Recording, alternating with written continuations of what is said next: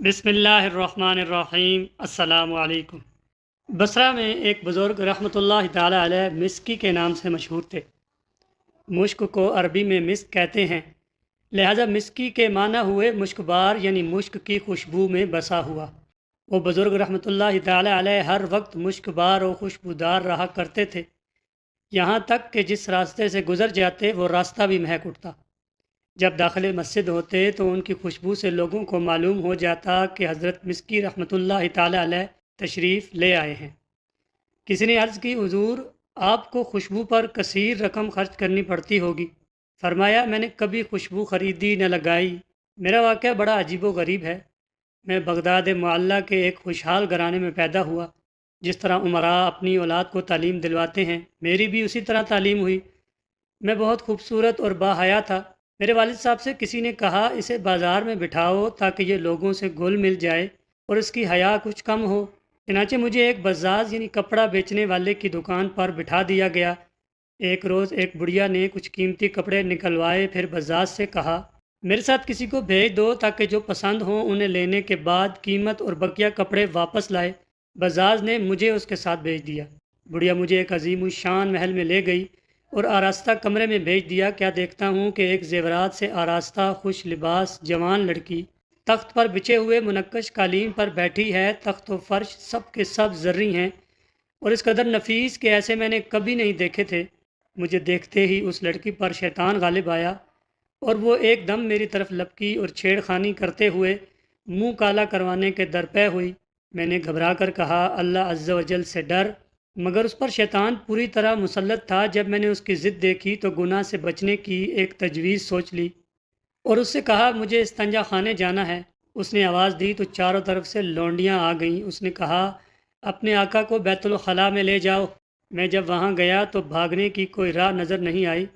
مجھے اس عورت کے ساتھ منہ کالا کرتے ہوئے اپنے رب عز و جل سے حیا آ رہی تھی اور مجھ پر عذاب جہنم کے خوف کا غلبہ تھا۔ چنانچہ ایک ہی راستہ نظر آیا اور وہ یہ کہ میں نے استنجا خانے کی نجاست سے اپنے ہاتھ منہ وغیرہ سان لیے اور خوب آنکھیں نکال کر اس کنیز کو ڈرایا جو باہر رومال اور پانی لیے کھڑی تھی۔ میں جب دیوانوں کی طرح چیختا ہوا اس کی طرف لپکا تو وہ ڈر کر بھاگی اور اس نے پاگل پاگل کا شور مچا دیا۔ سب لوڈیاں اکٹھی ہو گئیں اور انہوں نے مل کر مجھے ایک ٹاٹ میں لپیٹا اور اٹھا کر ایک باغ میں ڈال دیا۔ میں نے جب یقین کر لیا کہ سب جا چکی ہیں تو اٹھ کر اپنے کپڑے اور بدن کو دھو کر پاک کر لیا اور اپنے گھر چلا گیا، مگر کسی کو یہ بات نہیں بتائی۔ اسی رات میں نے خواب میں دیکھا کہ کوئی کہہ رہا ہے، تم کو حضرت سیدنا یوسف علیہ السلام سے کیا ہی خوب مناسبت ہے، اور کہتا ہے کہ کیا تم مجھے جانتے ہو؟ میں نے کہا نہیں۔ تو انہوں نے کہا، میں جبرائیل علیہ السلام ہوں۔ اس کے بعد انہوں نے میرے منہ اور جسم پر اپنا ہاتھ پھیر دیا۔ اسی وقت سے میرے جسم سے مشک کی بہترین خوشبو آنے لگی۔ یہ حضرت سیدنا جبرائیل علیہ السلام کے دستے مبارک کی خوشبو ہے۔ پیارے دوستو، بغداد کا باحیا نوجوان اللہ عز و جل کی خشیت اور گناہوں سے نفرت کی برکت سے معصیت سے اپنی حفاظت میں کامیاب ہو گیا۔ معلوم ہوا کہ گناہوں سے بچنے میں حیا بہت ہی مؤثر ہے۔ حیا کے معنی ہے عیب لگائے جانے کے خوف سے جھینکنا۔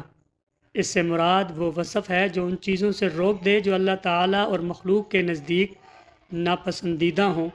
اللہ تعالیٰ سے حیا یہ ہے کہ اس کی ہیبت و جلال اور اس کا خوف دل میں بٹھائے اور ہر اس کام سے بچے جس سے اس کی ناراضگی کا اندیشہ ہو۔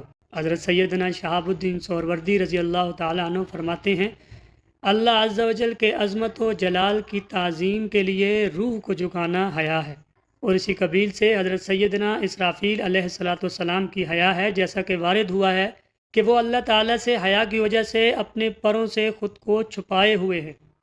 حضرت سیدنا عثمان غنی رضی اللہ تعالیٰ عنہ کی حیا بھی اسی قسم سے ہے، جیسا کہ آپ رضی اللہ تعالیٰ عنہ کا فرمان ہے، میں بند کمرے میں غسل کرتا ہوں تو اللہ عز و جل سے حیا کی وجہ سے سمٹ جاتا ہوں۔